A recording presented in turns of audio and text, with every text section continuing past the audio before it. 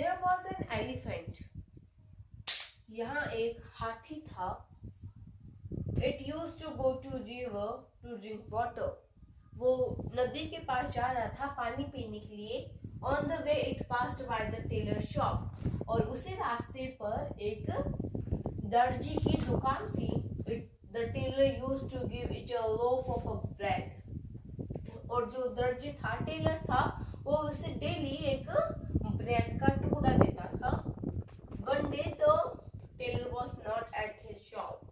एक दिन वो जो दर्जी था वो उसकी दुकान पर नहीं था. His son was sitting there. उसका जो बेटा था वो वहां बैठा था. He did not give anything to the elephant. और उसने उस एलिफेंट को कुछ भी नहीं दिया. He pricked a needle in its trunk. और जो सुई होती है वो उसकी सूंड में, ट्रंक में चुबा दी. The elephant became angry. हाथी को गुस्सा आया. It went to the river bank. वो नदी के किनारे गया. It filled its trunk in dirty water. और उसने अपनी जो ट्रंक है, अपनी सूंड को गंदे पानी से भर लिया. And spread in tailor shop. और टेलर की जो दर्जी की दुकान थी उस पे छिड़क दिया. It spoiled all the clothes in the shop.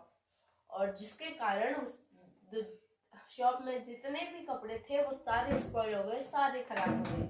Moral, tit for tat. जैसा करोगे वैसा भरोगे. एंड इसको थोड़ा इंटरेस्टिंग बनाने के लिए मैं एक मारवाड़ी लैंग्वेज का यूज करूंगी. एक हाथी हो, वो नदी के किनारे जावो. जाते जाते एक गेला में बिना दुकान दिखी. दर्जी की दुकान ही.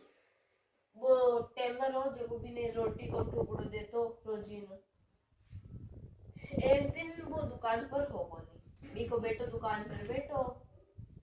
और वो बिना की ही नहीं दियो. और सुई वह जकी भी सूंड में चुबा दी. हाथी ना आई रीस. वो गुस्सा. वो पाचो गयो नदी के किनारे. पचा बबी की सूंड वह बिना कीचड़ मार कादा मर भर ली.